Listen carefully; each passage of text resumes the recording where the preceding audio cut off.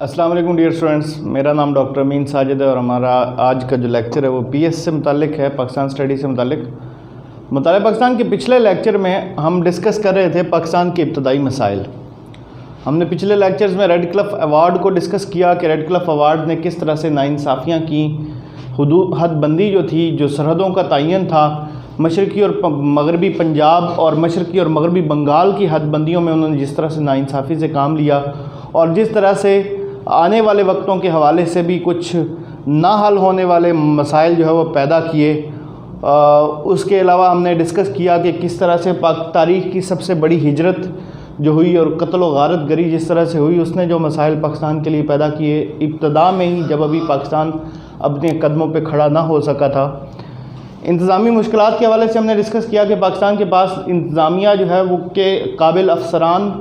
اور اعلیٰ عہدوں پہ کا تجربہ رکھنے والے افسران نہیں تھے، اور جتنے افسران تھے وہ بہت کم تھے انتظامی مشینری کو چلانے کے لیے۔ اور حالات یہ تھے کہ اس وقت پاکستان کے بیوروکریسی جو ہے انہوں نے عظیم قربانیاں دی کہ وزراء کے لیے جو ہے وہ بیٹھنے کے لیے نشست پراپر جو ہے وہ کرسی میز تک نہیں ہوتا تھا، افسران کے لیے پراپر یہ سہولیات موجود نہیں تھیں، اور انہوں نے فائلوں کو کامن پن کی بجائے کانٹوں سے چپکا کے، کانٹوں سے جوڑ کے بھی کام چلایا، لیکن پاکستان کو اپنے قدموں پر کھڑا کیا۔ اسی طرح سے ہم نے معاشی مشکلات کے حوالے سے ڈسکس کیا تھا کہ پاکستان کو جو اس کا معیشت کے حوالے سے جو سینٹرل ریزرو بینک سے حصہ تھا وہ بھی نہیں دیا گیا، اور اس کے علاوہ بھی اڑچنیں ڈالی گئیں۔ ساری جو بینکس تھے ان کی زیادہ تعداد بھی جو ہے وہ متحدہ ہندوستان میں ہندو اکثریتی علاقوں میں تھی جو انڈیا کے کنٹرول میں چلے گئے، اور جب جو پاکستان کے علاقوں میں تھے، مسلم اکثریتی علاقوں میں بینک تھے، تو ان کے ذمہ داران جو تھے، ان کے افسران جو تھے وہ بھی انگریز تھے، جو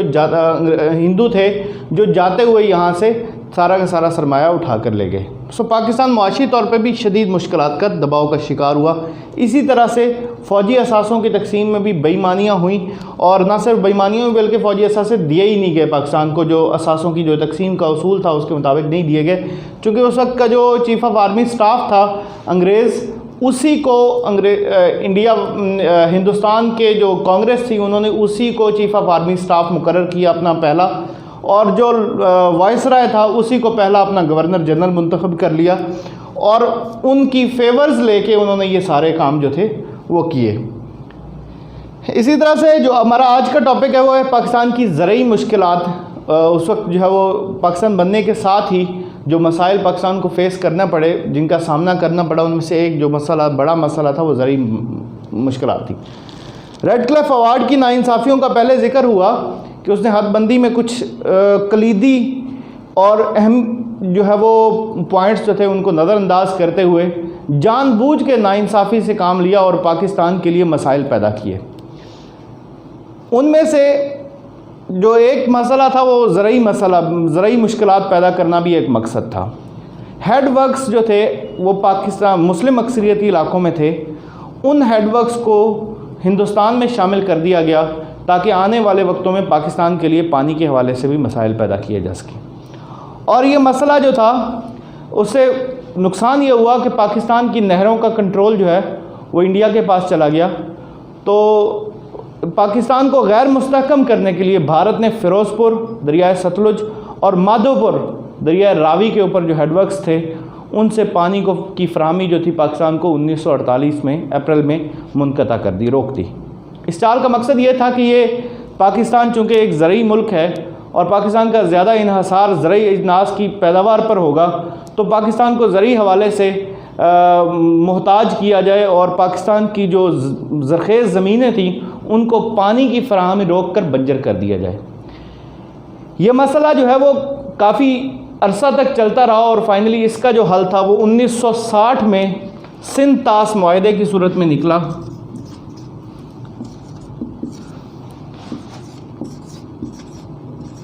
جو ورلڈ بینک کی وساطت سے ورلڈ بینک کی ضمانت پر ہوا، اور یہ معاہدہ آج تک کسی نہ کسی صورت میں قائم ہے۔ بھارت اس کی اکثر خلاف ورزیاں اب بھی کرتا رہتا ہے۔ اس معاہدے کی روح سے 3 مشرقی دریا جو تھے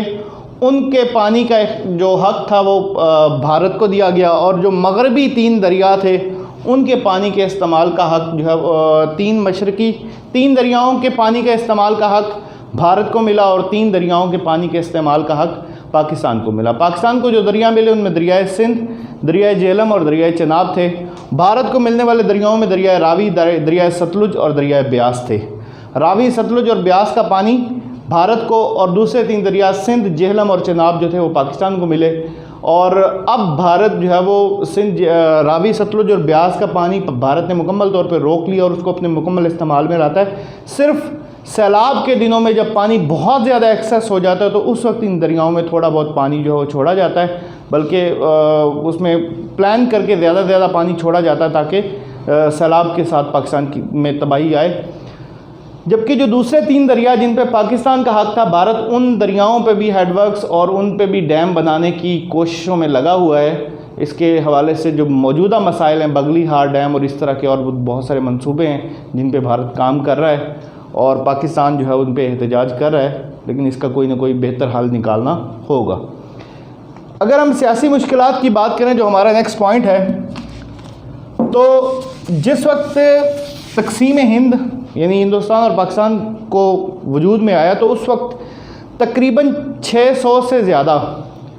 پرنسلی سٹیٹس تھیں، شاہی ریاستیں تھیں جو خود مختار تھیں اور انگریز کے ڈائریکٹ کنٹرول میں تھیں۔ ان کا ہندوستان کے جو صوبے تھے، جو ہندوستان کی مرکزی انتظامیہ تھی یا صوبائی انتظامیہ تھی، ان کے ساتھ لینا دینا نہیں تھا۔ وہ ریاستیں خود مختار تھیں اور صرف انگریز کے کنٹرول میں تھیں۔ جب ان انگریزوں نے ہندوستان کو چھوڑ کے جانے کا فیصلہ کیا تو انہوں نے ان ریاستوں کا کنٹرول بھی چھوڑ دیا اور ان ریاستوں کو یہ مشورہ دیا گیا کہ وہ اپنی لوکیلٹی، اپنی جغرافی، اپنے مسلمان یا ہندوؤں کی جو پاپولیشن ہے، جو مذہبی ان کی مذہب کے ساتھ جو ان کا رشتہ ہے، اس کے حساب سے، اپنی جغرافیہ کے حساب سے اور باقی اپنی روایات کے حساب سے پاکستان یا ہندوستان میں سے کسی ایک کا انتخاب کر لیں۔ آزادی کے وقت بہت ساری ریاستیں تھیں جنہوں نے پاکستان کے ساتھ الحاق کیا۔ ان میں جونا گڑھ کی ریاست تھی، مناوادار کی ریاست تھی، اسی طرح سے سوات کی ریاست تھی، ریاست سوات تھی، ریاست بہاولپور تھی اور ریاست حیدرآباد تھی۔ ان سب ریاستوں نے پاکستان کے ساتھ الحاق کا فیصلہ کیا، لیکن بھارت کو یہ الحاق اس لیے بھی پسند نہ آیا کہ یہ ریاستیں جو تھیں پاکستان کے ساتھ اگر الحاق کرتی تو پاکستان کے مضبوط ہونے کے چانسز تھے، اور ویسے بھی خصوصاً جونا گڑھ، مناوادار اور حیدرآباد دکن بھارت کے اندر موجود تھیں، جغرافیائی طور پہ چاروں طرف سے بھارت میں گھری ہوئی تھیں، تو اس لیے بھی بھارت کو ان کا وجود جو ہے وہ منظور نہ تھا کہ بھارت کے اندر پاکستان کے حصے موجود ہوں جو اس کے لیے کبھی بھی خطرہ بن سکتے ہوں۔ تو بھارت نے ابتدائی دور میں ہی 1947 میں ہی جونا گڑھ پر قبضہ کیا، اسی طرح سے مناوادار اور حیدرآباد پر بھی بھارت نے جو ہے وہ قبضہ جما لیا۔ یہ قبضے ناجائز تھے اور پینترے بدل کے ان کو جائز ثابت کرنے کی آج تک کوشش کی جاتی رہی ہے۔ اسی طرح سے بھارت نے 1947 کے اواخر میں کشمیر میں فوجیں اتاریں اور کشمیر کا جو مسئلہ ہے وہ آج تک حل طلب ہے۔ کشمیر جو اصول بھارت کشمیر کے لیے جو ہے وہ نہیں مانتا، وہی اصول جونا گڑھ کے لیے مان لیتا ہے، اور جو اصول جونا گڑھ پہ لاگو کرتا ہے اس کو کشمیر پہ لاگو نہیں کرتا۔ اس طرح سے مطلب یہ ایک گھٹیا اور مکارانہ ہتھ کنڈے تھے جن کو ہمیشہ سے بھارت استعمال کرتے ہوئے پاکستان کے وجود کو نقصان پہنچانے کی کوششیں کرتا رہا ہے۔ کشمیر کی آزادی کی تحریک جو تھی وہ شروع میں ہی زور پکڑ گئی تھی اور کچھ حصہ کشمیر کا آزاد کروا لیا گیا، اور باقی کی آزادی کے لیے کوششیں جو ہے وہ آج بھی جاری ہیں، اور انشاءاللہ جموں و کشمیر کی ریاست جو ہے پاکستان کا حصہ بن کے رہے گی۔ ہمارا آج کا لیکچر یہیں تک تھا۔ انشاءاللہ ہم اگلے لیکچر میں قائد اعظم کی جو خدمات ہیں پاکستان کے حوالے سے، پہلے گورنر جنرل کی حیثیت سے، ان کو ڈسکس کریں گے اور قائد اعظم رحمۃ اللہ علیہ کے کارنامے جو ان کے اوپر بات کریں گے۔ جزاکم اللہ خیر، السلام علیکم۔